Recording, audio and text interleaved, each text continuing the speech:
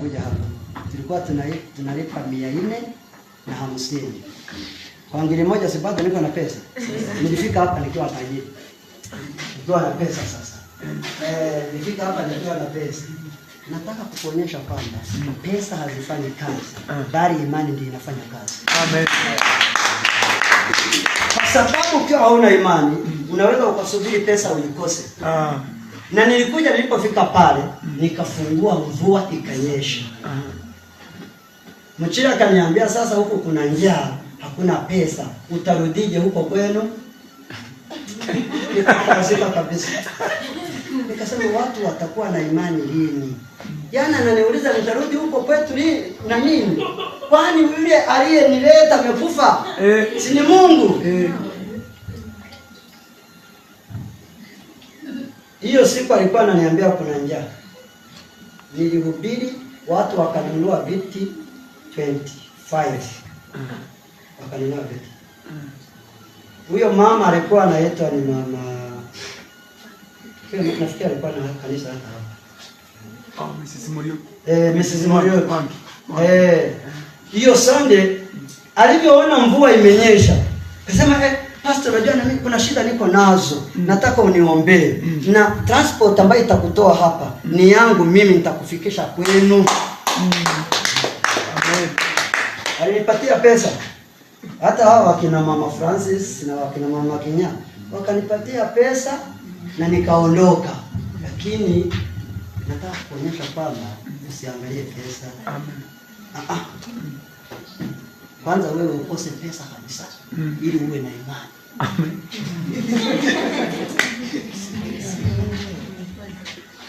Ukose pesa kabisa. Kwa sababu ukiwa na pesa, kwanza unaanza kudharau watu. Mliona mapasta ambao wana pesa nyingi, huwa wanadharau watu. Akija uniambia, simama pale nje, nitakwambia. Ngoja niwe ofisini. Mungu hakuna kitu anachokifanya huko. Amekuona akaona wewe hauna kitu. Hataki kukuombea kwa sababu hauna nini? Hao watu watapata pesa lakini hawatapata uzima wa milele. Ni vizuri tukose pesa lakini tupate uzima wa milele. Tupate uzima wa milele. Na hizo pesa ambazo wako nazo siku wakifa, tunanunua kibeli, watu wanakula. Tunanunua ng'ombe, tunachinja, watu wanakula. Kabisa. Pesa zilizobaki watoto wanaanza kupigana. Wanapigana kwa sababu zile pesa. Sisi tutafute Mungu ambaye ni Mungu wa vyote. Amen. Huyu Daudi alipokwenda kupigana, alikuwa na bunduki? Hapana. Kuna bunduki alichukua? Hapana. Hakuchukua bunduki. Hapana. Yeye alichukua imani tu. Imani ndiye alikuwa nayo. Akatembea na imani na majiwe mangapi? 5. Yesu ni nini? Yesu ni jiwe. Amen. Yesu ni nini? Ni jiwe. Yesu ni jiwe ambayo wale mafundi, mainjinia walilikataa. Hilo jiwe mainjinia walilikataa. Lakini hilo jiwe ndio lilikuja kujenga nyumba vizuri. Ndio linajenga nyumba vizuri. Sasa hilo jiwe ni neno la Mungu. Amen. Ukiwa na neno utashinda vita. Amen. Haleluya. Ukiwa na neno utamshinda nani? Goliath. Amen. Ukiwa na neno utamshinda nani? Na neno walisoma hapo wakiwa wanasoma, eti walipomshinda Goliath wakawakimbiza Wafilisti, wakawafikisha mbali. Halafu hao Waisraeli walipokuwa wanakuja wakachukua ile vitu vya wale Wafilisti, wakavichukua vyote wakaenda navyo. Usicheze na Wafilisti, pigana nao, uwapige, uwakate vichwa, watoroke, halafu mali zao uzilete kwenye nyumba ya Yesu. Haleluya. Amen. Bwana Yesu asifiwe. Amen. Mungu anataka Daudi hapa. Amen. Mungu anataka Daudi ambaye anaweza kupigana na kushinda. Amen. Mungu anataka Daudi. Haleluya. Amen. Mungu anataka Daudi ambaye hana uoga. Ambaye hana nini? Uoga. Uoga. Watu ambao mna uoga, msimame. Watu ambao mna uoga msimame. Ambao hawana uoga wasimame. Nyinyi ni nani? Nyinyi ni nani? Nyinyi ni nani? Daudi. Hakuna mtu anaitwa Daudi hapa. Hakuna Daudi hapa. Kama una mimba leo, siku ya kujifungua huyo mtoto, muite nani? Daudi. Akiwa msichana tamuita nani? Esther. Haleluya. Amen. Nataka tuanze maombi ya kupigana na nani? Tumukate nini? Nataka tumukate nini? Nataka tumukate nini? Kichwa. Tunaenda kuomba na mtumishi wa Mungu huyu. Huyu mtumishi wa Mungu anaitwa Prophet Aaron. Haleluya. Amen. Huyu ni mtumishi wa Mungu. Ni mwimbaji wa kimataifa. Hata sasa kama mtampatia wimbo atakuja kuimba. Ni mwimbaji wa kimataifa. Ni mhubiri wa kimataifa. Usiangalie urefu wake na ufupi wake, angalia kilichomo ndani mwake. Haleluya. Ni mwana wangu umukozi w'Imana. Haleluya. Nimwite kundesheye ahubwo murebe kiri mu mutima we. Haleluya. Amen. Mmesikia Kinyarwanda? Ngiye kuko uyu mwanya rero basuhuze, hanyuma dufate umwanya wo gusenga. Cyangwa umuka Imana arakubwira gute? Okay, turashaka rero Goliath kumuca igihanga. Sinzi niba wasubira muri iryo jambo twahoze tuvuga yo kumuca igihanga. Agomba gucibwa igihanga mu izina rya Yesu. Haleluya. Amen. Haleluya. Amen.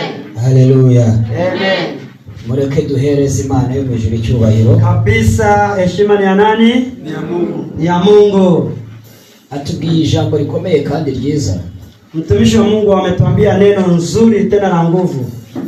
Ku buryo iri jambo ushobora kuryizereramo ashobora gukira. Nataka kukuambia hili neno ukiwa na imani unaweza kupona hata magonjwa yote.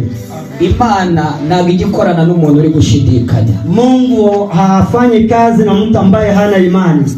Iyo ushidikanya mu mutima wawe, wewe ukiwa ni mtu ambaye hana imani kwenye moyo wako, imani gusohoza ibibi, wewe upokei mazuri bali unapokea mabaya, kugira ngo wemere ko n'ibyiza yabikora, ili uamini kwamba hata mazuri yanaweza yakatendeka. Igihe kimwe umwami yasuzuguye uwitwa Eliya. Siku moja kuna mfalme mmoja alimdharau Eliya. Eliya arangije afata icyemezo gikakaye. Eliya aliamua kufanya kazi nzuri. Aragenda abwira umwami witwaga Ahabu. Akaenda akamwambia mfalme Ahabu, aramubwira ngo njyewe ndaje. Akamwambia mimi nimekuja mbele yako, ni kandi nje mu butware bw'isumba byose. Akamwambia mimi nimekuja kwako kupitia nguvu za Mungu, nje mu mbaraga zishobora byose. Mimi nimekuja kwa nguvu za Mungu. Arangiza aravuga ngo wasuzuguye Imana ndababara. Akamwambia wewe ulizarau Mungu mpaka nikakasirika. None akakanya. Akamwambia sahihi, nugitavuganye nanjye, hata kama Mungu hajaniambia, ariko ndabizi korana nanjye, lakini najua Mungu yuko pamoja na mimi. Umfashe umwanzuro, mimi nimeamua kabisa iyi mvura ntakizongera kugwa. Eliya akasema hiyo mvua yenu nimeisimamisha imyaka 3 n'amezi 6, miaka 3 na miezi 6. Arangiza aravuga ngo ndagiye. Akamwambia mimi naondoka, ntakizongera kugwa, mvua haitanyesha kugeza igihe nzabitegekera, mpaka ile siku nitafungua hiyo mvua. Jewe Eliya, mimi Eliya, na Imana yarivuganye nawe. Mungu hakumwambia Eliya afunge mvua, ariko iyo umuntu w'Imana ategetse, lakini mtumishi wa Mungu akiamrisha kitu, Imana ihagarara nawe mu cyifuzo yagize. Mungu anasimama na mtumishi wake. Utekereza neza uzagera kure. Nataka kukwambia ukiwa na mawazo mazuri utafika mbali. Utekereza nawe uzagera ku bibi. Ukiwa na mawazo mabaya utafikia mabaya. Eliya arangije arigendera. Eliya akaondoka. Akimara kugenda, alipomaliza kuondoka, inzara iratera. Sasa kukawa na njaa. Imana yabanje kubaza Eliya. Mungu akamuuliza Eliya, Eliya, kwizera kwawe kuranangaje? Akamuuliza Eliya, kwa kweli imani yako inashangaza. Ese kuhagaritse imvura ubinyitirira? Sasa umefunga mvua na ukisema ni mimi nimeifunga. Ikimuka mu kijyanyo niyitirira. Ukafunga mvua ukisema ni mimi. Ese inzara nitera uzabahe? Mungu akamwambia Eliya, sasa kama kutakuja njaa utakimbilia wapi? Eliya abwira Imana. Elija akamwambia Mungu, ni njyewe byo ntabwo mbyitayeho. Akasema mimbi ya njaa, mambo ya njaa hiyo inzara nitera usiyaranje ununge. Mimi najua kwamba kama njaa itakuja, inyota ninyica usiyaranje icyo kunywa. Nikikosa maji utanipatia maji. Mungu, Imana yo mwijuru ntabwo yakureka. Nataka kukwambia Mungu hawezi kukuacha. Niba uyizera ntabwo yakureka. Ukimwamini, tavugana n'abantu bizera Imana. Mimi nazungumza na watu ambao wana imani. Nazungumza na watu ambao wana imani. Haleluya. Haleluya. Yavuze kundi mugabo witwa Dawidi. Amesema kwa huyu ndugu Dawidi. Dawidi yafashe icyemezo atavuganya n'Imana. Dawidi aliamua kutenda matendo makubwa bila kuzungumza na Mungu. Ahubwo ashingiye ko yizera Imana. Ni kwa sababu alikuwa na imani. Aravuga ngo njyewe, akasema mimi wasuzuguye Imana. Akamwambia Goliath, tumezarau Mungu. Numva birambabaje. Mimi nikajisikia kupazuka. Sindi aho yanguye. Akasema mimi najua huko alikonitoa kwenye kondoo. Na uyu munsi naguri murari. Nataka kukwambia Goliath, leo ni siku yako ya mwisho ya kuishi. Mfukuru yabwiye Imana. Sikia alivyomwambia Mungu. Yabwiye Imana ni wamana. Akamwambia Mungu, Goliath nje nabona mushobora.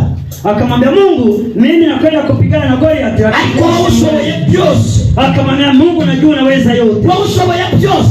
Najua unaweza yote. Tavugana n'abantu bazi Imana ishoboye byose. Nazungumza na watu wanaojua kwamba Mungu anaweza yote. Tavugana n'abantu bazi Imana ifite imbaraga. Mimi nazungumza na watu wanaojua kwamba Mungu ana nguvu zaidi ya nguvu. Amen. Arangije aramubwira. Baadaye akamwambia, abwira Imana niba Goliath yagututse. Akasema kama Goliath amekutukana, ni hari ijambo rimwe nizera. Akasema kuna neno moja ninaloliamini. Waravuze kuzihanganira byose. Ulisema kwamba utavumilia, ariko ntabwo uzihanganira ugutuka. Lakini hautavumilia kwa watu wanaokutusi. None rero niba wemera kugutukwa, sasa Mungu kama umeamua kutukanwa, ibyo binakureba. Mimi hiyo mambo siwezi kuikubali. Ibanga nilimo Dawidi yakoze. Sikia siri ambayo ilikuwa kwenye hilo neno. We yabonye adashoboye Goliath. Yeye aliona hamwezi Goliath, aramufata guteranya n'Imana. Akachukua Goliath akamchonganisha na Mungu. Ifasha abantu babiri ukabateranya. Ukichukua watu wawili uanze kuwagonganisha, ndakurahiye bararwana. Hao watu watapigana tu. Ndakurahiye bararwana. Watu wawili ukiwachonganisha, akakanya wireba ku kibazo wari ufite. Nataka kuambia saa hii usiangalie shida. Wireba ku kigeragezo chako. Usiangalie shida ambazo uko nazo. Wewe fata cha kibazo. Kamata hiyo shida. Nurangiza ugiteranye n'Imana. Hiyo shida uionyeshe kwa Mungu. Ubwire Imana ati kubaho ntabwo ari umugambi wanjye. Umwambie Mungu, mimi kuishi si mimi ambayo nimejiamulia. Ahubwo kubaho ni umugambi wako. Bali kuishi kwangu ni mpango wako Mungu. None rero ibibazo, kwa hiyo hizi shida ambazo niko nazo ndabiguha. Hizi shida nakupatia. Niko kwizera pastor yagize. Ndio imani pastor anayowaambia. Nawe ndagira ngo wizere. Na wewe nataka uwe na imani. Wizere. Uwe na imani. Ureka kwizera ibyo ubona. Usiamini unayoyaona. Ureka kwizera ibyo uzi. Usiamini unayoyajua. Wizere ibyo utarabona. Wewe lazima uamini vitu. Wizere ibyo utazi. Wewe uamini mambo. Imani izagukorera ibitanga. Mungu atakutendea miujiza. Imani izagukorera ibitanga. Mungu atakutendea miujiza. Jewe Imana ijimwerera ibitangaza. Mimi Mungu huwa ananifanyia miujiza. Ubu mundeba hangaha, mnavyoniona hapa, nahisemo kutarya. Mimi niliamua kuweka vitu vinaitwa chakula huko nyuma. Mu bintu nkunda kuri isi ya rurema. Vitu ninavyovipenda hapa duniani. Nkunda ibintu bitatu. Napenda vitu vitatu. Muri ibyo bintu bitatu, kati ya hiyo vitu je kubikubwira uratangara. Ngoja nikwambie hiyo vitu. Umva ikintu cya mbere nkunda. Kitu cha kwanza ninayopenda, nkunda kuvugira Imana gutya. Mimi napenda kufanya kazi ya Mungu. Icya kabiri, kitu ya pili, nkunda kujya muri dushe koga. Napenda kuoga kabisa. Icya gatatu, kitu ya tatu, nkunda kuryama. Mimi napenda kulala. Na biryo na bimwe. Na biryo na bimwe. Njewe njya nkunda. Anasema hakuna chakula hata kimoja anachokipenda. Najua watu kuna vyakula wanavipenda, vikipikwa wanafurahi. Huyu hakuna chakula hata kimoja anachokipenda, anakula tu ili asikufe. Oya, abantu tubana barabizi. Hapa kuna wamama wao wananipatia chakula mpaka wanalia. Wanasema si tukuongezee. Nawaambia hiyo inatosha.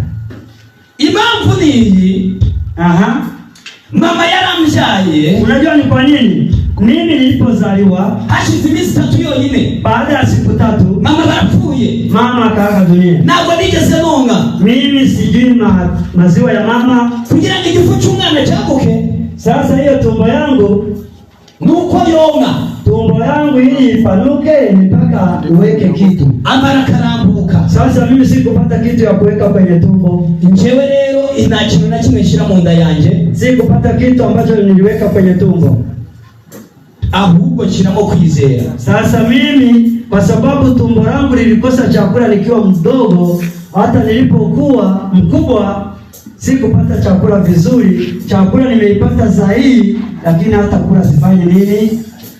Kuburyo niyo bimumuriye numva amazi.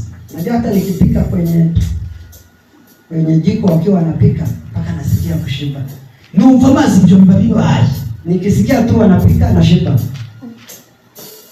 Iyo mugiriye muwe muramo duki. Kuna wakati nakuhurumia, nagusa tu kidogo kidogo. Madamu wanje tujya kuba. Bibi yangu tulipokwenda kuishi naye, naramubwiye ni kintu cya mbere nanga. Nilimwambia bibi yangu kitu ambacho sikipendi. Nanga kuriki. Sipendi kula. Ese utunzwe niki? Mama alikutana na shida kweli. Utunzwe niki? Bibi akaniuliza, sasa wewe unakula nini? Ntunzwe n'Imana. Nikamwambia mimi ni Mungu ananilisha. Ubuhamya bwanjye bwinshi uyu mugabo arabuze. Anasema ushuhuda wangu mwingi huyu ndiye anaujua. Kuko ni papa wanjye mu mwuka. Huyu ni baba yangu wa kiroho. Niyo mpamvu yanzanye nangaha. Ndiyo maana amenileta hata hapa mbele. Kugira ngo mbone barumuna banje mu mwuka. Ili nione ndugu zangu wa kiroho. Mbone bakuru banje mu mwuka. Nione brother zangu wa kiroho. None narababonye baposo. Sasa wakina poso nimewaona, hawa ni ndugu zangu. Ikintu nkunda kuvugira Imana gusa. Mimi kitu ninachokipenda ni kufanya kazi ya Mungu. Haleluya. Haleluya. Haleluya. Haleluya. Na kugira ngafata ikibazo cyawe giteranye n'Imana. Nilikuwa nakwambia chukua shida yako uipeleke kwa Mungu. Imani izakugirira neza. Mungu atakutendea mazuri. Imani izakugirira neza. Mungu atakutendea mazuri. Iyo mbonye umugore wanje yambaye neza, ninapoona bibi yangu akiwa amevaa vizuri, nkabona yariye, nikiona anakula, nkabona abana banje bariye, nikiona watoto wangu nkabona bize, nikaona familia yangu iko vizuri, shemere Imana. Mimi nafurahi ya Mungu sana. Ibyo bikanezeza. Mimi huwa nafurahi nikiona familia yangu iko vizuri. Kuba ndi mugufi. Mimi kuwa mfupi hivi, ntabwo ndi umusamba butaka. Mimi kuwa mfupi hivi msifikiri ni kamnyama kaporini. Ni impamvu y'ubuzima. Ni kwa sababu sikuweza kupata mama. Ubuzima buragufata ukakora uko bushaka. Mimi mama sikupata mama wa kunishughulikia. Imana nayo yarangiza ikabana nawe muri ubwo buzima. Lakini Mungu alinisaidia mpaka nikawa mkubwa hivi. Haleluya. Haleluya. Yesu ashimwe cyane. Bwana Yesu asifiwe. Tumva ndaririmba akaririmbo kamwe. Najisikia kuimba wimbo mmoja kugira ngo duhite dusenga ili tuingie kwenye hiyo maombi. Kugira ngo mwabibonye ko indirimbo zanyu narindi kuzibyina. Mumeona jinsi nilivyokuwa naimba nyimbo za hapa Mary. Muhaguruke nanjye mubyine izo ndirimbo. Sasa nataka kuweka wimbo mmoja hapa ili tuuimbe wote. Kandi zanyu nazibyinaga nazumva. Halafu wimbo wenu nilikuwa na uimba bila kusikia. Nizange muzibyine mutazumva. Sasa na nyimbo zangu muziimbe bila kuzisikia. Haleluya. Amen. Reka tugire gutya tuyo abantu bagiye kumfasha guhimbaza Imana. Hebu tufanye hivi tuone watu ambao mtanisaidia kuimba. Muramfasha? Mtanisaidia? Haleluya. Haleluya. Amen. Ngiye kuririmba indirimbo ivuga ngo Uwiteka Imana yambaye icyubahiro. Icyubahiro ni iki? Icyubahiro.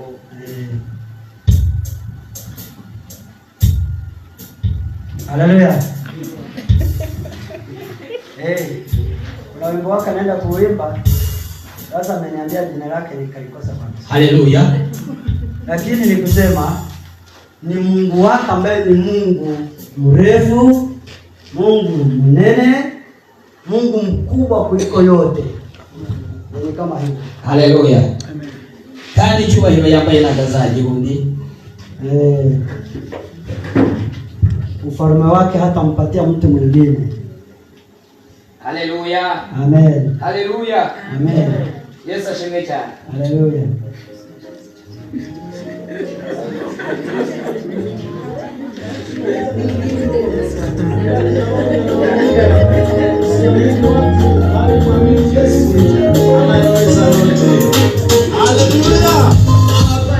Haleluya. Reka basaidie. Reka bafashe. Ndirimbo yo mu rurimi rwanyu. Murajya mumfasha kuvuga gasante gusa. Sawa. Dupepere Yesu. Chuma hilo ni chawa Yesu. Jina neza mukachamukira. Kama si wewe Yesu, ningeitwa nani? Kama si wewe Yesu, nimekuwa wapi? Kama si wewe Yesu, ningeenda wapi? Kama si wewe Baba, ningesema nini? Asante Bwana Yesu kwa ukombozi. Asante Bwana Yesu kwa ukombozi. Kama si wewe Yesu, ningeitwa nani? Kama si wewe Yesu, nimekuwa wapi? Kama si wewe Yesu, ningeenda wapi? Kama si wewe Baba, ningesema nini? Asante Bwana Yesu kwa ukombozi. Asante Bwana Yesu kwa ukombozi. Alitupatia wokovu. Asante, asante, asante Bwana Yesu. Alitupatia watoto. Asante, asante, asante Bwana Yesu. Alitupatia amani. Asante, asante, asante Bwana Yesu. Sisi ni watoto wake. Asante, asante, asante Bwana Yesu. Tufanye hivi sasa.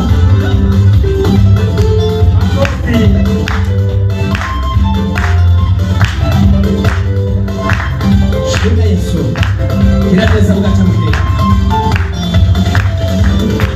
Nimekuwa ndani yako, Bwana wa majeshi. Ndani yako Bwana, nimepona magonjwa. Ndani yako Bwana, nimepata amani. Ndani yako Bwana, nimeona upendo. Haleluya. Shika Yesu. Nimekuwa ndani yako, Bwana wa majeshi. Ndani yako Bwana, nimepona magonjwa. Ndani yako Bwana, nimepata amani. Ndani yako Baba, nimeona upendo. Alitupatia wokovu. Asante, asante, asante Bwana Yesu. Alitupatia watoto. Asante, asante Bwana Yesu. Alitupatia amani. Asante, asante, asante Bwana Yesu. Sisi ni watoto wake. Asante, asante, asante Bwana Yesu. Sawa. Haleluya. Bwana la mashi. Upigie jina salama.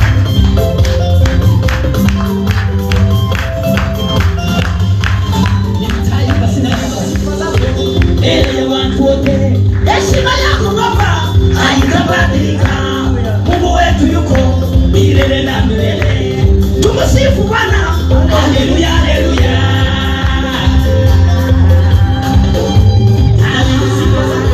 Ele ya watu wote. Heshima yako Baba haitabadilika. Mungu wetu yuko milele na milele. Tumsifu Bwana. Haleluya, haleluya. Mungu Yesu alitupatia wokovu. Asante, asante, asante Bwana Yesu. Alitupatia watoto. Asante, asante, asante Bwana. Wakiseleza yeye.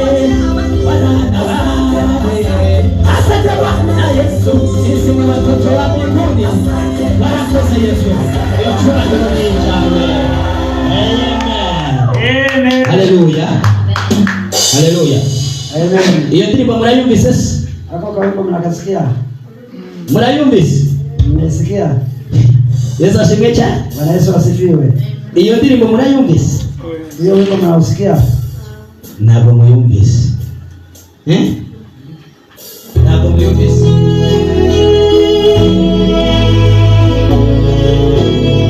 Uwiteka ndamushimiye kwambaye icyubahiro.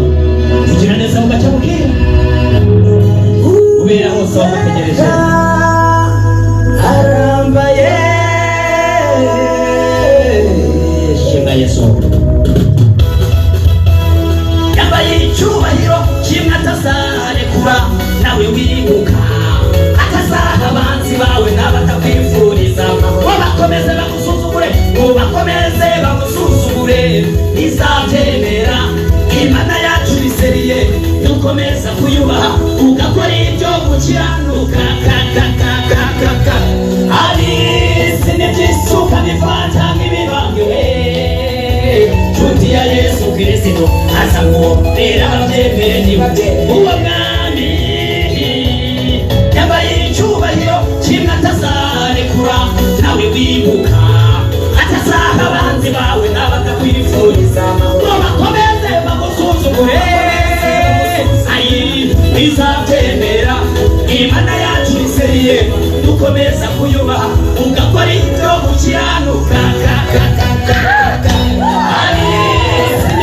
ukabifata nk'ibibambwe nshuti ya Yesu Kristo aza guhera ababyemere uwo mwami yagize neza uko abantu babibona siko Imana ibireba abibona bicuramye ikabibona bihagaze bareke abo ibirari bakabisoma uko bitanditse bakanezeza amatwi yabo kugira ngo bemeza uko abantu babibona uko abantu babibona siko Imana ibireba babibona bicuramye ikabibona bihagaze bareke ibirari bakabisoma uko bakanezeza amatwi yabo kugira ngo bemeza abantu shaka dukomere Imana bashi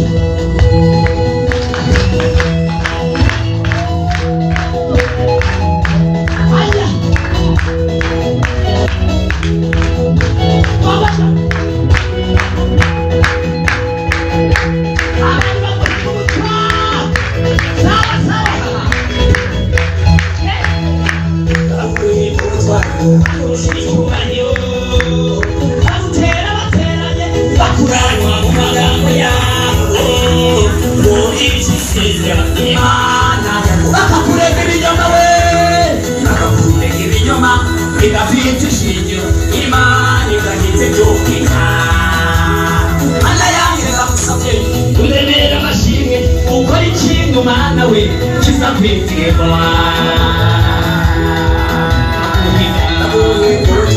bakurusha icyuma bakurangwa mu magambo yabo ubicishije Imana bakakureka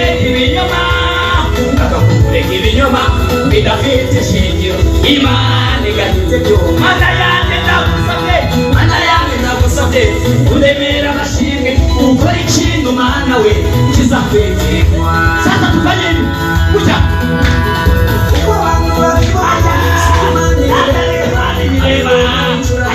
karibona aho bareke imirari bakabisoma uko bitanditse bakanezeza amatwi yabo sema nea sawa uko abantu babibona siko Imana ibireba babibona bicuramye ikabibona bihagaze bareke imirari bakabisoma uko bitanditse bakanezeza amatwi yabo kugira ngo bemeze ayiwe abasu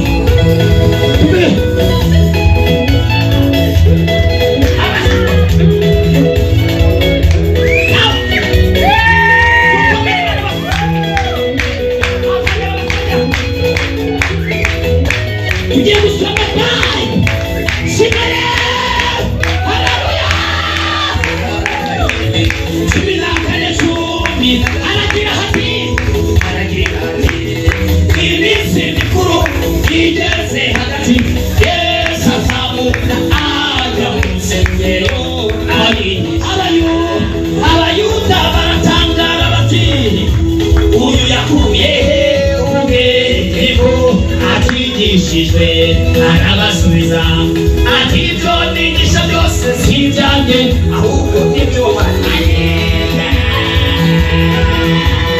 Yohana 7:14 haragira iminsi mikuru igeze hagati Yesu azamuka ajya mu rusengero arigisha abayuda mimi harani kutoka Kigali Shiroza Muhando Shihebara Baba Shitewa Basabareba mimi hano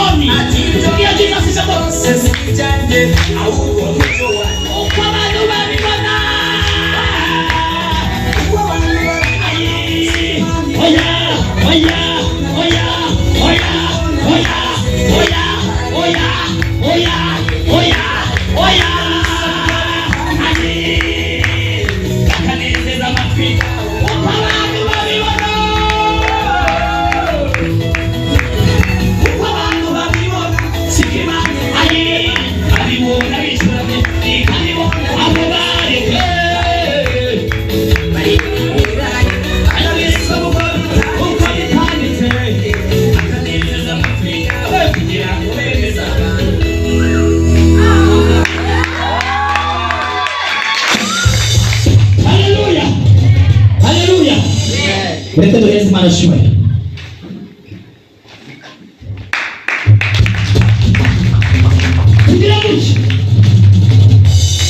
Haleluya. Amen. Uko bado bakureba. Nataka kuambia jinsi watu wanavyokuona. Daga kibali kuona. Usifikiri Mungu ndivyo anavyokuona. Abantu bakureba ibirayi. Watu wanakuangalia kwa yale macho ya makelele. Ukikuona na gari ko bakubona. Nataka kukwambia Mungu yeye anakuangalia vizuri. Ndio ndiribo nari kuririmba. Huyo wimbo unasema watu wanavyokuona usifikiri na Mungu. Baba bibona bicuramye. Hao watu hawakuoni vizuri. Joy kabibona bihagaze. Lakini mbingu inakuona. Joy kabibona bihagaze. Wanakuona Mungu anakuona. Joy kabibona bihagaze. Mungu anakuona vizuri. Haleluya. Amen. Haleluya. Amen. Haleluya. Amen. Kandi ndumva giye kuhanura. Tena najisikia kutabiri. Ndumanuri. Hanura. Haleluya. Amen. Leta tugira gutya. Tumfanyie hivi Mungu. Mpepele Yesu. Tumpigie Mungu makofi kabisa. Numvise ijambo rikomeye. Numvise ijambo rikomeye. Nilisikia neno kabisa.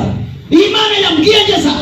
Kuna neno Mungu ameniambia nilipofika hapa. Imana irambwira ngo mubwire. Mungu ameniambia ni hari imipaka ifungutse ku buzima bwawe. Mungu ameniambia ni kwamba hari imipaka ifungutse ku buzima bwawe. Mipaka imefunguka juu yako. Ibintu byose byari byara. Kuna vitu vilikuwa vimefungwa. Uwiteka Imana. Mungu ameniambia. Avuganye nanjye ngo yimanukiye. Mungu ameniambia kwamba ndavugana n'abantu bacira imbaraga z'Imana. Mungu ameshuka. Ndavugana n'abantu babyumva. Nataka kuzungumza na Imana igiye gutaba. Kuna mtu anaenda kukombolewa hapa. Kuko hari n'abaranga bataje gusenga. Kuna watu wamekuja hapa kwa kwetu. Ariko Imana yameshiri kumbwira. Lakini Mungu ameniambia. Umwana wo gutabagira mutabara. Nataka kukwambia Umwana wo gutabagira mutabara. Rotaka baba mekutembelea sana. Yego. Ndio gutabagira mutabara. Nakwambia Mungu ameingia humu ndani. Uwiteka Imana mugana. Mungu ananiambia hivi. Uyu ni umunsi wa mbere turi muri kesho. Huyu ni siku ya kwanza tukiwa hapa. Uwiteka Imana yangi. Mungu ameniambia ngo yafunguye. Mungu amefungua. Kwa Imana yafunguye. Watumishi wa Mungu, Imana yafunguye. Mungu amefungua. Leta tugire muri mwezi Imana shubahiro. Tumfanyie hivi Mungu. Yesu asifiwe cha. Bwana Yesu asifiwe. Bamwe barapfuye wowe uriho. Nataka kukwambia kwa watu wengi walikufa. Ese kubuliwa n'amafaranga menshi. Wewe umeishi wewe kuwa huko hapa si pesa. Kubuliwa n'imbaraga zao. Nataka kukwambia ni Mungu alikulinda. Kagira ngo ubahe imbaraga z'Uwiteka Imana. Nataka upokee nguvu za Mungu. Harabani Imana ijya kugirira neza. Kuna watu wamekaa hapo, Mungu anakwenda kotiza nyama. Mungu anaenda kwa kotita tere bone mano me. Ele fosanda la pie. Kango kikotime nemo. Komeleza. Etikatala. Sekita. Etifota. Ele kutezema. Amen. Nisina ya Yesu. Katika jina. Ekoti. Ujya gutera ureza arabwibanza. Ujya gutera ureza arabwibanza. Nataka kukwambia Mungu anataka kutenda mazuri. Haleluya. Amen. Haleluya. Amen. Haleluya. Amen. Haleluya. Amen. Mama mbabari ruhaguruke gatoya. Ufite umwana ariko mbabari ruhaguruke gatoya. Mama ufite umwana mbabari ruhaguruke gatoya. Simama kidogo. Ufite umwana mbabari ruhaguruke gatoya. Simama niongee na wewe. Kutumva ururimi nabyo biragatsindwa. Kutosikia ulimi ni shida kabisa. Kutumva ururimi nabyo biragatsindwa. Kutosikia ulimi ni Nuko nayoberwa ururimi. Hata nisiposikia ntabwo nayoberwa ko Imana igiye kuvugana nawe. Mimi hata nisiposikia ulimi ntabwo nayoberwa ko Imana igiye kuvugana nawe. Sikia. Haleluya. Amen. Imana yo mu ijuru yavuganye nanjye mama. Mama Mungu ananiambia fata umwana yero kurira nta kibazo. Mkamate vizuri. Njendo umuhanuzi w'Imana. Mimi niambiwa Mungu. Imana kuvuga natinya. Mimi siogopi nikienda. Nuko nzikaniyo yamamagaje. Niko sana najua Mungu aliniita. Ubuzima bwanjye nakandi ushoboye. Mimi kitu ninachojua kwamba ushoboye kuvugira Imana gusa ni kumtumikia Mungu. Imana yo mw'ijuru yambwiye, Mungu ameniambia mama, ngo hari ikintu cyari kiri imbere yawe. Kuna kitu ambacho kilikuwa mbele yako. Cyasaga n'umutego watezwe. Hiyo kitu ni kama mtego ulitegwa. Imana yo mw'ijuru yambwiye, Mungu ameniambia, uwo mutego Imana yabuteguye iri joro. Mungu ameniambia huo mtego Imana yabuteguye iri joro. Hiyo mitego Mungu ameipanga. Epatiza ngaya sinebonema. Yego. Ndakuha example. Mimi nitakupatia example. Mw'izina rya Yesu. Katika jina la Yesu. Muri iyi minsi ishize, hizi siku zimeisha, abantu bari bakuvuyeho. Watu walikuwa ni marafiki zako. Abantu bari bacecetse. Watu walinyamaza juu yako. Ndetse wibazaga ngo biragenda biti. Na ulikuwa unajiuliza sasa itakuwa. Hari nabo wahamagaye biranga. Kuna mtu hata umempigia simu ikawa. Imana yo mw'ijuru iri kunyereka. Mungu yuko ananionyesha. Wowe ubwawe. Wewe kabisa. Hari umuntu uzi Brigitte. Kuna mtu anaitwa sijui Brigitte. Uramuzi? Unamjua? Namjua. Unafanya naye kazi. Wanafanya naye. Haya. Bakora na kazi. Haya. Haya. Tingawe nakomera Imana mashi, abakristo banga mugira amashari gusa. Mukiona Mungu amesema kitu, unampigia makofi Mungu.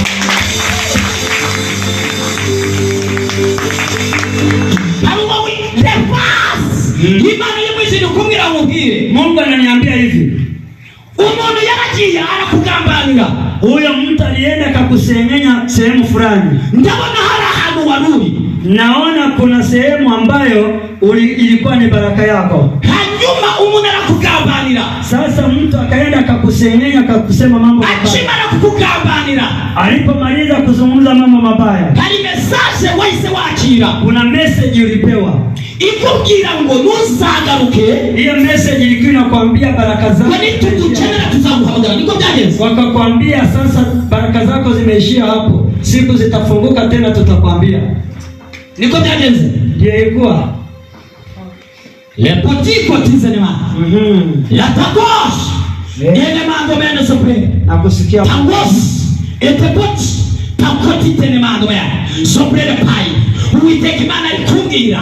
Nigihe cyose igisubizo cyayo kiva mu bibazo. Mungu ananiambia majibu yake yanakuja kupitia shida.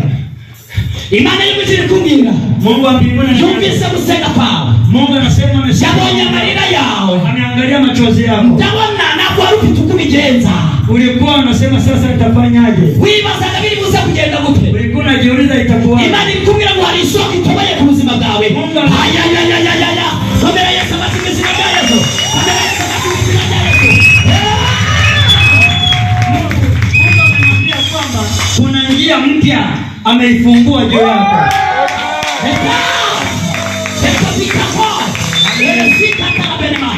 Izina rya Yesu Kristo. Ende mone sivonema. Metika tarapenema domene. Soprere paine. Etekete. Ikintu bita chemistry. Wigeze uyiga? Ulisoma chemistry. Aya. Etetik. Etepota. J'étais pas ça na bene madomene. Soprere paine. Uiteka. Arambwiye ngo umuntu yangako uba muganga wa karitsiye, Imana ikakugera muganga w'igihugu. Anasema watu wanaweza kushinda kukuajiri kama daktari wa mji, halafu wewe ukaajiriwa na nchi. Wakameli Imana mashi. Leka mwana kuru. Ngoja nikupatie habari. Ejo bundi twara hano turi gusenga Imana. Juzi tulikuwa sehemu tuko kwenye maombi. Ndangije maguru tumuntu. Nikamwambia mtu, ndamubwira ngo arufite agahinda gakomeye. Nikamwambia mama, wewe uko na shida nyingi. Akagahinda gakomeye. Hii shida ambayo ilikuwa nabanaka nawe wabuze uko bigenza. Hata wewe ulikuwa umeshindwa ufanye nini? Wibazaga ngo biragenda gute? Ulikuwa unajiuliza itakuwa. Ariko muri bibazo warufite. Lakini hizi shida ambazo uko nazo, ndabona hari umwana wawe Imana ifunguye. Naona kuna mtoto wako alikuwa gerezani. Nitabona malaika w'Imana amanuka kuri gereza. Nimeona kuna malaika anatoa mtoto wako gerezani ambaye alikuwa amefungwa. Ahamagarizina. Nikasema jina la huyo mtoto niliye haji ni kijana, ni Shadow de nafikiri. Ndamubwira ngo malaika w'Imana arahamagaye ngo Olivier. Okay. Nikasema Mungu amesema huyo kijana anaitwa Olivier ametolewa gerezani. Pastor yarahari yabaho buhamya. Tulikuwa Nairobi juzi. uyo ejo hashize. Sasa baada ya siku 2 zilizopita, nari namugema mu minsi 5, nikamwambia siku 5 Imana irabimufunguye. huyo kijana watamfungua. Uyu muntu yafunguwe nakiri muri gereza. Huyo kijana jana walimfungua akamtoa gerezani. Iyo wizeye Imana irakora. Ukiamini imani, Iyo wizeye Imana irakora. ukiwa na imani Mungu anafanya kazi. Izina rya Yesu Kristo. Katika jina la Yesu Kristo. Haguruka mama. Mama simama. Haguruka. Mswahili simama. Hereza Imana icyubahiro. Mpigie Mungu makofi. Hereza Imana icyubahiro. Kabisa. Hereza ngaya sirebone magebe. Haleluya. Imana imeshiri kuvugana nanjye. Mungu ananiambia, ikukuyaga hinda bakamishe. wewe ulikuwa haujisikii vizuri kwenye moyo wako. Imana ilikubwira ngo haramariri guhanaguye. Mungu ananiambia kuna machozi ameyafuta juu yako. Ikintu cya mbere Imana ikoze, Imana iragucishije. Kitu cha kwanza Mungu amekuponya. Imana ilikubwira ngo wahawe akato. Mungu ananiambia wewe ni kama watu walikukataa. Bagutesha agaciro. Wewe ulifanywa mambo mabaya. Ariko Imana imeshiri kuvugana nanjye. Nataka kukwambia Agaciro bagutesheje. Mungu ananiambia, Imana irakaguha. Mungu ananiambia Mungu amekutembelea na amekutendea mema. Mama nungakaga ubone. Umeniona mara ngapi? Nungakaga ubone. Umeniona mara ngapi? Ni mara ya kwanza. Ni mara ya pili. Inshuro ya kabili. Inshuro ya kabili. Nigeze nganira nawe. Niliwahi kuongea na wewe. Letika tana bene magomene soprere. Mu muryango wanyu. Kwenye familia yako. Ninde muntu witwa Janine cyangwa Jane? Nani anaitwa Jeni? Komera Yesu amashi. Pigia Mungu makofi. Imana imekuvugana nawe. Mungu ananiambia hivi Jeni. Baguchiriya ko. Jeni kabisa ulitaka hata kuuawa. Imana iguchiriya kazi. Lakini Mungu amekuwekea njia nzuri. Ikintu witeka Imana ikubwira. Mungu ananiambia akoze ku maso yawe. Mungu amegusa kwenye macho yako. Ndabona malaika w'Imana. Naona malaika wa Mungu. Abwira ngo naguhaye imbaraga zo kureba ibitagaragara. Mungu amekupatia nguvu za kuona yale ambayo hayaonwi. Kandi nawe uri umukozi w'Imana. Wewe ni mtumishi wa Mungu. Ariko igihe kirageze Imana iguhagurutse. Hii ni wakati Mungu amekuinua. Kandi agukoreshe. Akutumie. Niki Imana ivuganye nani? Mungu anaenda kufanya. Ikindi Imana igeze iwawe. Mungu ameingia kwako. Epatiza ngo yesire bonema. Imana imeshiramira mubwire. Mungu ananiambia hivi. Humura hari ibintu bihindutse. Kwenye boma lako hari ibintu bihindutse. Kuna mambo yamebadilika. Mu minsi igiye kuza. Wakati unaokuja. Ndabona hari amashimwe Imana ishize ku mutima wawe. Wakati unaokuja utashukuru. Mu izina rya Yesu Kristo wa Nazareti. Imana ikumaze umubabaro. Mungu uri hagati y'abanyeshuri badashaka gukomera Imana amashi. Mungu amekutoa machozi, mpigie Mungu makofi. Ariko Imana yote ikumaze umubabaro. Mungu amemaliza shida zote kwenye moyo wako. Cyane haleluya.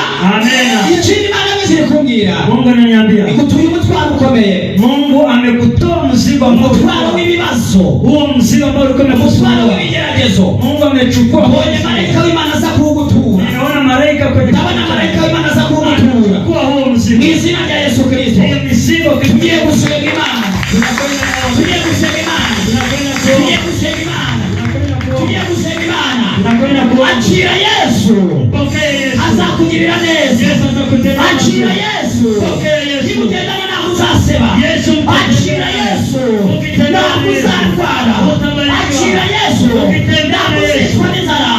Achira Yesu. Kagusubiza agaciro kawe. Kugira cyane wabina. Izina rya Yesu. Izina rya Yesu. Katika jina la Yesu. Tupi mali hapa. Nasikia Mungu yuko hapa. Apostoli kamubwire. Apostoli nikwambie. Imana ikubwira ngo ibyo papa watubatse. Nataka kukwambia yale ambayo baba alishindwa kuyajenga. Imana iguhaye kubyubaka. Vile ambavyo baba Imana iguhaye kubyubaka. wewe unaenda kuvijenga. Mu izina rya Yesu. Katika jina la Yesu. Kandi Uwiteka Imana arambi. Mungu ananiambia. Aguhaye amaboko. Mungu amekuletea nguvu. Kuko wicaranye n'abagabo basubwe. Mungu amekuletea watu ambao wicaranye n'abagabo basi cyo gukora. Mungu amekuletea wazee. Abari bavuze kuzaseba na kuzaseba. Mungu ameleta wanaume ambao wanampenda. Baguhaye igihe ugomba kumara. Hili eneo kuna siku amekupatia kwamba hayo maneno unayozungumza yatakuwa yameisha. Ariko icyo gihe ntabwo uzakibamo. Nataka kukwambia hivi. Imana ivuganye nanjye. Mungu atasimama na wewe. Imana ivuganye nanjye. Mungu atasimama na wewe. Isaha yawe irageze. Saa yako imefika. Kugirirwa neza n'Uwiteka Imana. Mungu akutendee mazuri. Senda wizeye. Wewe tembea kwa imani. Hapa ni baraka z'Imana. Hapa kuna nguvu. Izina rya Yesu. Katika jina. Izina rya Yesu. Katika jina. Izina rya Yesu. Katika jina la Yesu. Kora kugahanga kawe. Hebu shika kwenye. Vuga mu mwami Yesu. Sema Yesu. Vuga ngo mwami Yesu. Sema Yesu. Uyu mutwe wanje. Hii kichwa yangu. Nakushimia kuwa hai murinzi. Nakushukuru kwa sababu uhereye none. Kuanzia leo sinzongera kuribwa nawo. Sitakuwa na ugonjwa wa kichwa tena. Kubera ko Imana ivuze. Kwa sababu Mungu amesema hivyo. Ichi Uwiteka Imana. Mungu ananiambia alikuvugana naye. Maana zungumza na mimi Mungu. Wiswe izina ribi. Walikuita majina mabaya. Izina likutesha agaciro. Majina ambayo sio ya heshima. Imana muzikuvugana naye. Lakini Mungu anasema agaciro bakutesha zirakaguhaye. Nakwambia heshima akagusubiza. Ulikosa Mungu amekupa. Imana nireba nguko abantu bareba. Mungu amekuja kukubariki. Imana yitegereza mu mutima. Mungu amekuja Imana yitegereza mu mutima. Mungu anaangalia moyo wako. Izina rya Yesu Kristo. Katika jina la Yesu. Imana muzikuvugana nanjye. Mungu ananiambia. Kikugirie neza baba. Mungu amekutendea mazuri. Hadi akutembereye. Mungu amekutendea. Igezi wawe. Mungu ameingia kwako. Imana yumva gusenga. Sema ni Mungu anayesikia. Imana yumva gusenga. Ni Mungu anayesikia. Ikadukomera Imana bashi. Tumpigie Mungu makofi kwa izina rya Yesu. Hakuruka gusenga. Nataka tusimame wote. Boss. Tusimame wote. Wewe uri mu kamera. Wewe unayepiga picha. Imana yo mishiri kumwe ngo hereza Imana icyubahiro. Sikia Mungu anavyoniambia mpigie Mungu makofi. Mbabari upfukame gatoya. Piga magoti hapo. Mbabari upfukame gatoya. Piga magoti hapo. Mbabari upfukame gatoya. Piga magoti. Imana iri kumbwira. Mungu ananiambia. Umaze igihe ufite agahinda. Wewe unajisikia vibaya kwenye moyo. Kandi akagahinda. Halafu hii shida. Nakumuryango wawe. Hiyo shida inayokusumbua. Nakumuryango wawe. Familia yako. Uwiteka Imana ari kumbwira. Mungu ananiambia. Amanutse muri uyu muryango. Mungu anaingia kwenye familia yako. Azanye amahoro. Na ameleta amani. Azanye amahoro. Ameleta amani. Mu izina rya Yesu. Katika jina la Uwiteka Imana yarakurinze. Mungu alikulinda. Agufatira mu byaha. Akakulinda kugira ngo utandagara. Mungu alikuleta. Imana yabuje kuvugana nanjye. Mungu amekuleta. Atanze amahoro mu rugo. Ameleta amani kwenye boma zenu. Kubera yuko usenga. Kwa sababu ya maombi yako ndio maana hata familia yenu Mungu ameitembelea. Kugira ngo ibarinde.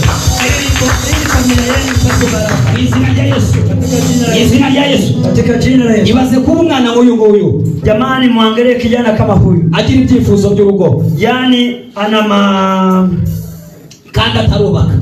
Uretse anasema huyo kijana yuko na mzigo wa familia yao. Na wakati huyo kijana yeye hajaoa.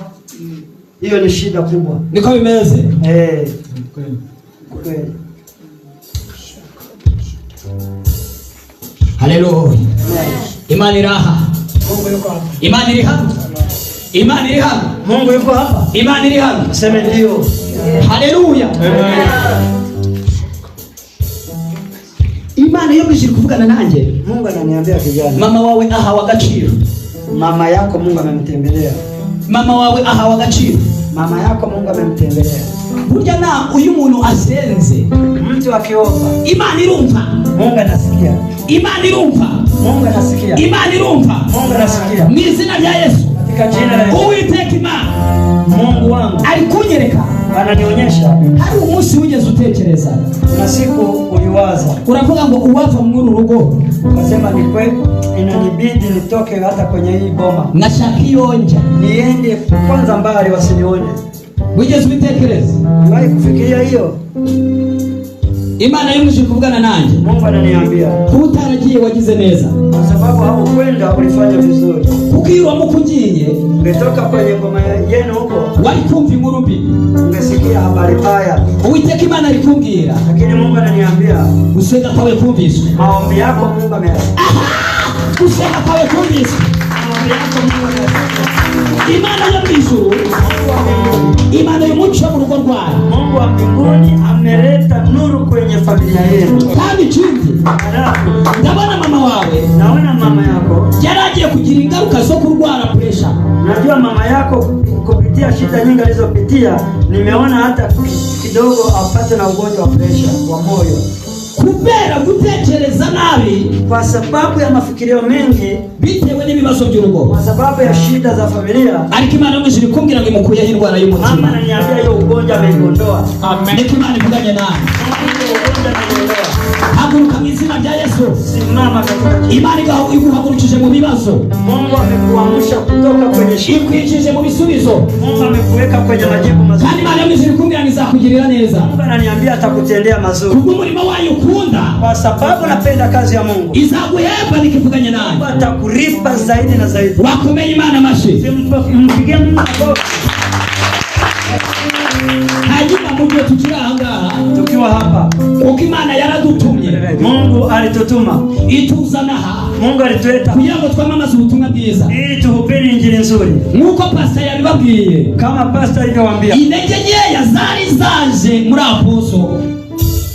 Intege nkeya zari zamujemo. Unajua kuna wakati aposo alikuwa anajisikia nguvu zimepungua. Kubera ko Satani ahora turwanya. Unajua shetani huwa anatupiga vita sana. Ariko pastor aramukomeza mu rwego rwo kugira ngo ubutumwa bwiza bubagereho.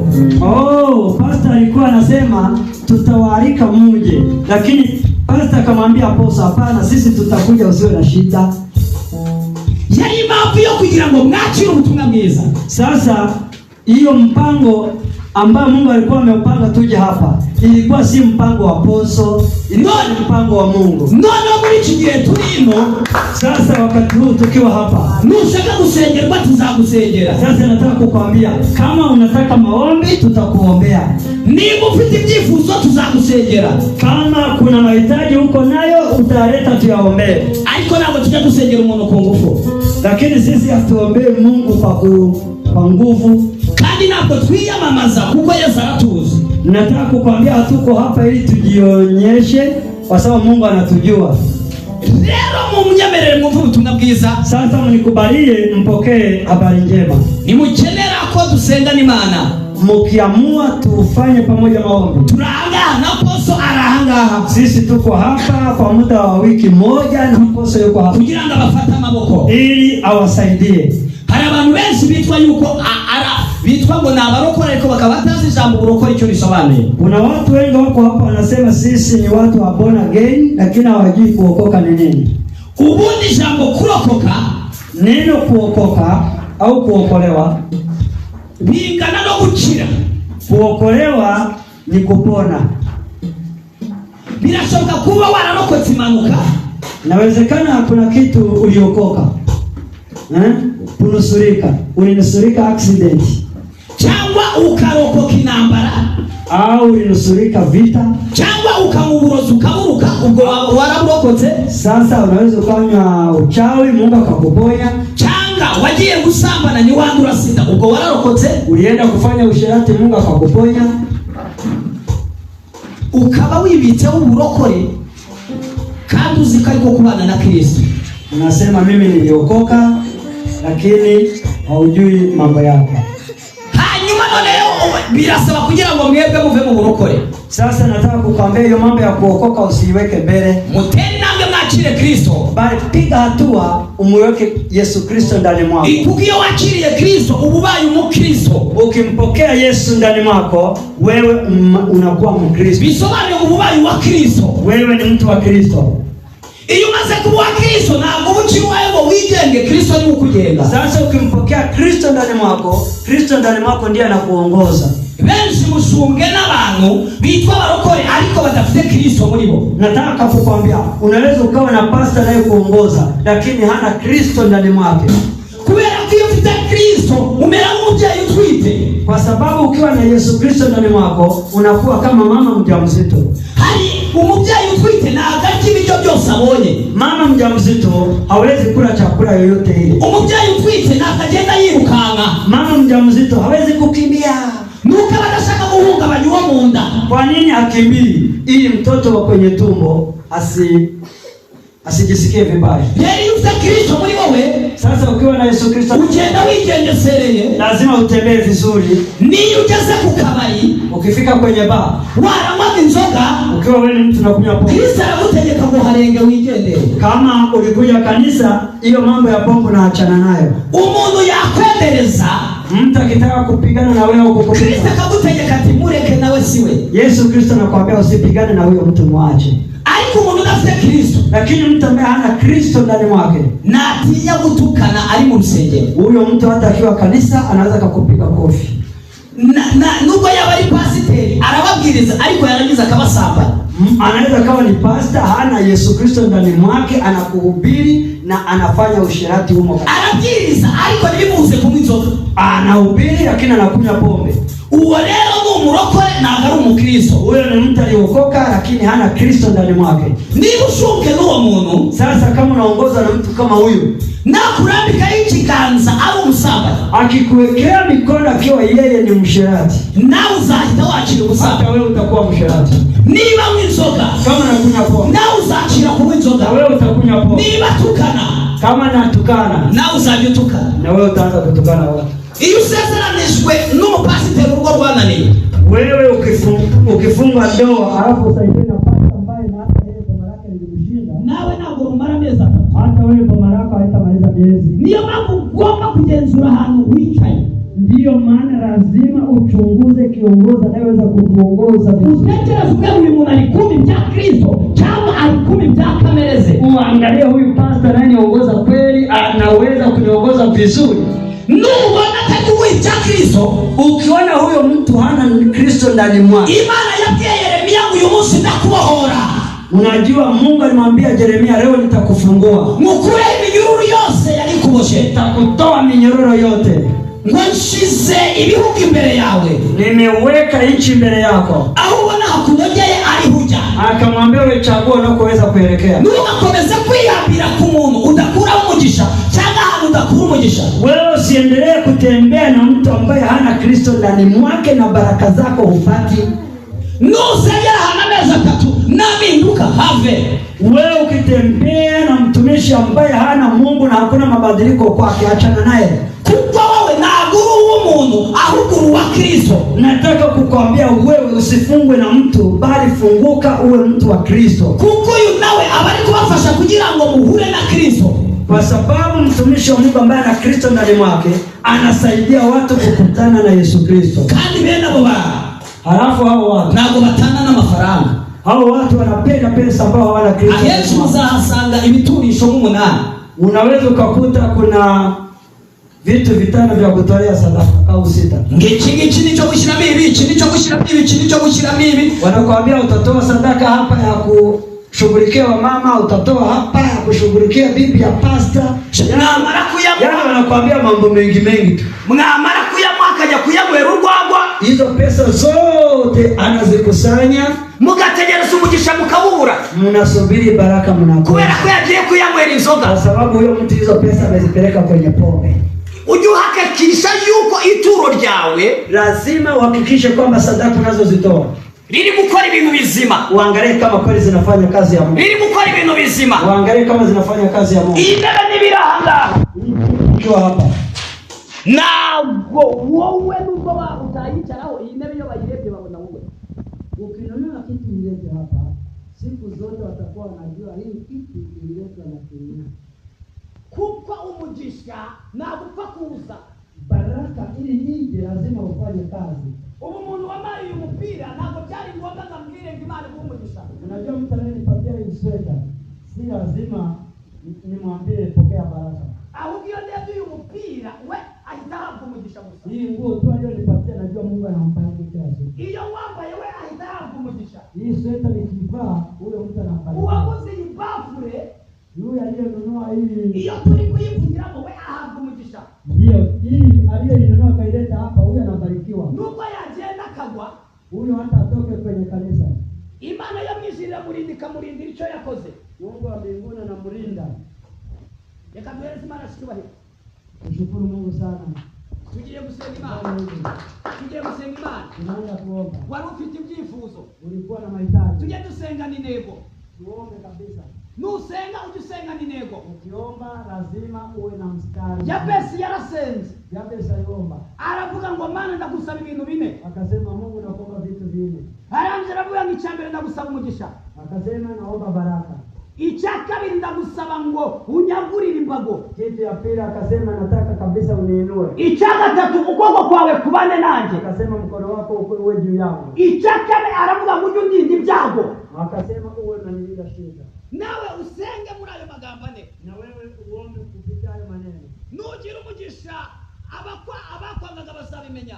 Mimi najua ambao wakupenda watakuja kujua. Nugira umugisha umuryango wawe bazabimenya. Najua hata familia yako itajua wewe. Nugira umugisha karitsiye yawe izabimenya. Hata mji wako utajua umependwa na Mungu. Imana ni kwagura izakwagurira Nairobi. Nataka kukwambia Mungu akikuinua anaweza kukufikisha hata Nairobi. Iyi Imana yakwaguye wanjye ntabwo ugira iduka rimwe, ugira amaduka abiri. Mungu akikuinua uweze kuwa na duka moja, unakuwa na duka nyingi. Iyi Imana ikwaguye wari ufite imodokari, ntabwo ubanza kugurisha ya yindi ya mbere ahubwo itiguye ya kabiri. Mungu akikuinua unaweza kununua gari ya pili. Waba wari ufite isambu imwe, Imana ikaguha isambu ya kabiri. Ukiwa na shamba moja zinakuwa hata mbili. Aho ngaho Imana ibiri kukwagura. Hapo Mungu yuko anakubariki. Ubundi ukuboko k'Uwiteka kukabana nawe. Halafu mkono wa Mungu ukawa juu yako. Imana ikakurinda ibyago. Mungu akakulinda shida. Niba udashaka ibyago haguruka dusenge. Kama hutaki shida simama nituombe. Niba udashaka ibyago haguruka dusenge. Kama hutaki shida simama nituombe. Niba ushaka ibyago kuma wiyicarire. Kama hutaki shida simama tuombe. Niba ushaka ibyago gume wiyicarire. Kama hutaki shida simama tuombe. Haguruka dusenge Imana. Simama tuombe. Haguruka dusenge Imana. Simama tuombe. Haguruka dusenge Imana. Simama tuombe. Vuga ngo Mwami Yesu. Sema Yesu. Vuga ngo Mwami Yesu. Sema Yesu. Vuga ngo Mwami Yesu. Yesu. Ibiganza byawe birangura imbere yawe. Hebu fanya hivi mikono yako. Uvuge ngo Mwami Yesu. Yesu. Mwami Yesu. Yesu. Mwami Yesu. Yesu wangu. Mwami Yesu. Yesu wangu. Hamagara Yesu. Muite Yesu. Mwami Yesu. Sema Yesu. Mwami Yesu. Sema Yesu. Mwami Yesu. Sema Yesu. Mwami Yesu. Sema Yesu. Mwami Yesu. Sema Yesu. Ndagusaba umugisha. Nakuomba baraka. Ndagusaba umugisha. Nakuomba baraka. Ndagusaba umugisha. Nakuomba baraka. Ndagusaba umugisha. Nakuomba baraka. Umuryango wanjye wabimenye. Familia yangu ijue. Umaye umugisha. Ili mnibariki. Abaturage babimenye. Ninaoishi nao. Umaye umugisha. Wajue kwamba umenibariki. Umugisha kubyamora. Unibariki kwa Umugisha kanisa. mu bana banje. Unibariki kwa watoto wangu. Ubariki kwa mwanangu. Imana umugisha. Omba Mungu baraka. Imana umugisha. Mwambie Mungu nibariki. Mwambie Mungu nibariki. Umugisha muri umunyamuko. Wewe ukiwa si mtu wa baraka ni mtu wa laana. Imana umugisha. Omba Mungu baraka. Omba Mungu baraka. Wireba kuba mwicaranye. Wireba kuba mwicaranye. Omba baraka kabisa. Kuba mwicaranye. Omba hiyo baraka. Anda kuomba Mungu baraka. Imana umugisha. Omba, omba, omba, omba, omba, omba. Omba Mungu. Omba Mungu. Omba Mungu. Omba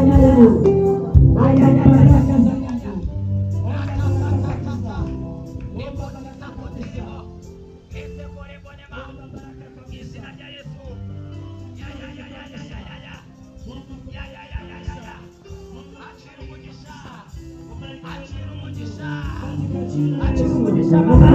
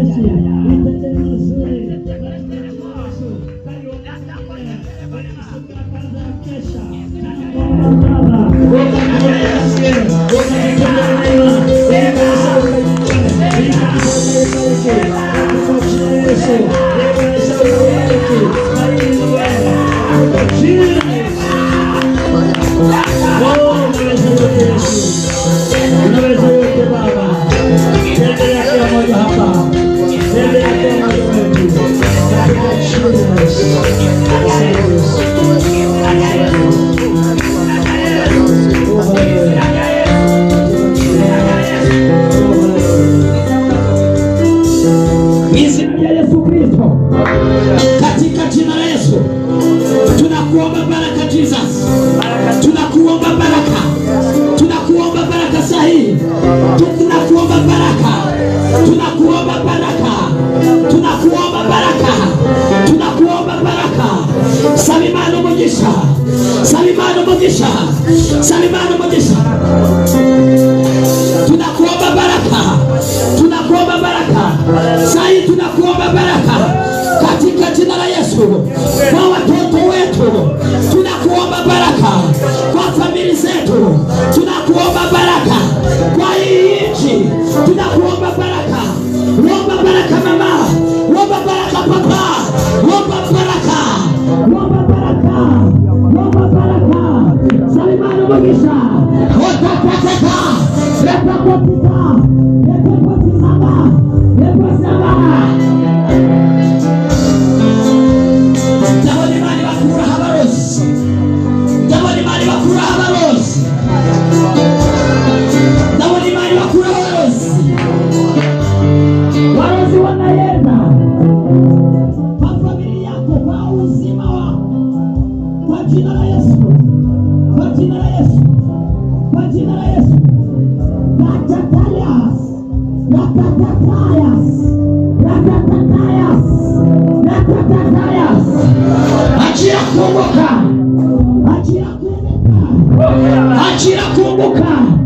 Achira kumbuka mu bucuruzi bwawe, achira kumbuka epaza wewe urwaye mu nda, Imana iramukijije, Imana iramukijije.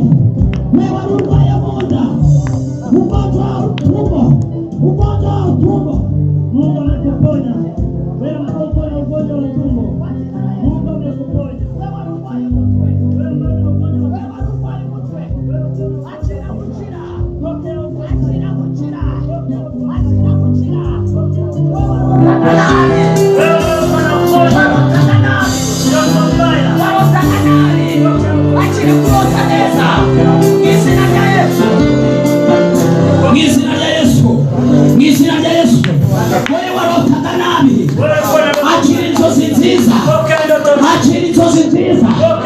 Achira inzozi nziza warotaka kwirukankaho, warotaka kwirukankaho, wewe warotaga nabi, warotaga nabi, ndetse wamara kurota ugashimukira hejuru, na ukiota unajisikia kukimbia. Tambukuze hano.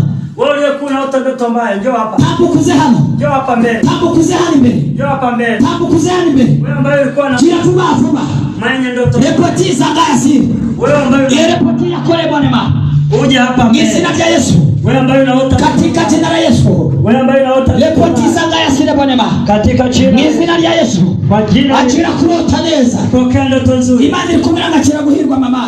Mama, Mungu ananiambia pokea baraka. Achira guhirwa. Pokea baraka. Achira guhirwa. Pokea baraka. Achira guhirwa. Pokea baraka. Imani imeshiri kuvugana nanje. Mungu anazungumza na mimi. Nawe mu bantu banzwe urimo. Na wewe walikukataa. Nawe mu bantu banzwe urimo. Ulikataliwa kabisa. Nukuri kose reka mubwire.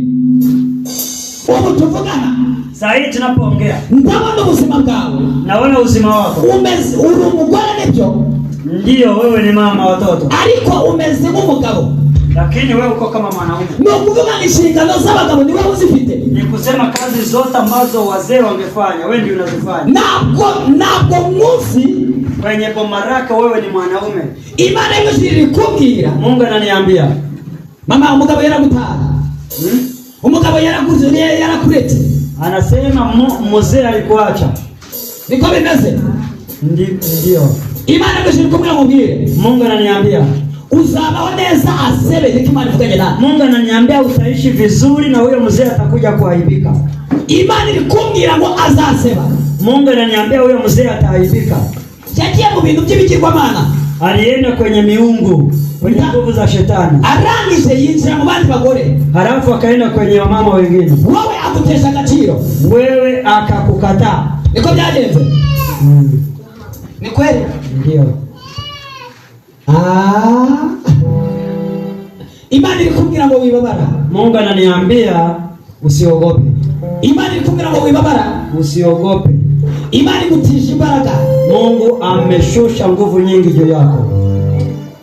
Imani ilikubwira ngo guhaye inzu mu izina rya Yesu. Mungu ananiambia anaenda kukujengea kwanza nyumba nzuri. Imani ilikubwira ngo guhaye inzu. Mungu ananiambia amekupatia nyumba nzuri. Imana yameshiri ilikubwira. Mungu ananiambia yarakuretse. Azi kuzaseba. Mungu ananiambia mzee wako alikuacha akiwa anajua utaaibika. Ariko Imana yameshiri kumbwira ngo ihaye abana bawe umugisha. Mungu ananiambia hata watoto wako amewabariki. Uzagera kure biki Imana ivuganye nawe. Wewe utafika mbali. Haleluya. Amina. Amen. Imana yameshiri kumbwira ngo ngire. Mungu ananiambia naka kali ubuzima bwawe ntabwo bwari bumeze neza. Hata saa hii uzima wako hauko vizuri. Hari igihe wajyaga ukumva hari ibintu bikuzomba mu matako. Kuna wakati unasikia kuna vitu vinauma. Imana yameshiri kumbwira ngo ngire. Mungu ananiambia nikwambie. Apostle mukore ku mugongo. Apostle shika mgongo wake. Shika umugongo we. Shika mgongo wake. Kuko ndumva Imana yameshiri kumbwira ngo igiye kugukiza. Mungu ananiambia anakwenda kukuponya. Imana ilikumbwira ngo igiye kugukiza. Mungu ananiambia anakwenda kukuponya. Wagize agahinda kiherereye. Wewe umekuwa na shida nyingi kwenye moyo. Imana ilikumbwira ngo kugahindika gukuyeho. Mungu ananiambia hizo shida amezitoa. Kandi ndabona hari umuntu wigeze akubwira. Naona kuna mtu aliwahi kukwambia ngabana baye bazaba indaya. anakuambia watoto wako hautapata hata mtoto mmoja, watakuwa majambazi tu. Imana ilikubwira ngo barasebye ntabwo bizaba. Mungu anakuambia kwamba watoto wako hawatakuwa majambazi, watakuwa watoto wa baraka. Amen. Kandi Imana yo ilikubwira ngo bazaba bakire. Mungu ananiambia watoto wako watakuwa matajiri. Amen. Imana yo ilikuvugana nanjye. Mungu yuko anazungumza na mimi. Uyu mugabo azagera ku rwego rwo gusaba abana bawe. Huyu mzee wako kuna wakati atakuwa na omba watoto wako. Kandi ndabona sinzi yigeze atunga imodoka. Mume wako aliwahi kuwa na gari. Imana yo ilikubwira ngo itatu zari uzabitunga. Mungu ananiambia yale ambayo hana wewe utakuwa nayo. Niki Imana yo ilikuvugana nanjye. Ndio Mungu ananiambia hivyo. Ndikana ngo murwaye mu izina rya Yesu. Ugonjwa na ufukuza. Ibyo biganza bya Apostle birimo imbaraga z'umuriro. Hiyo Apostle ana nguvu za moto. Harimo imbaraga z'umuriro. Hiyo kigari, hiyo mikono. Harimo imbaraga zikiza. Kuna nguvu za Akira gukira mu izina rya Yesu. Dirukana izi mbaraga. Izi mbaraga zaguteraga. hizo nguvu na Izi mbaraga zaguteraga. Ndazirukanya mu izina rya Yesu. Ndazirukanya mu izina rya Yesu. Genda.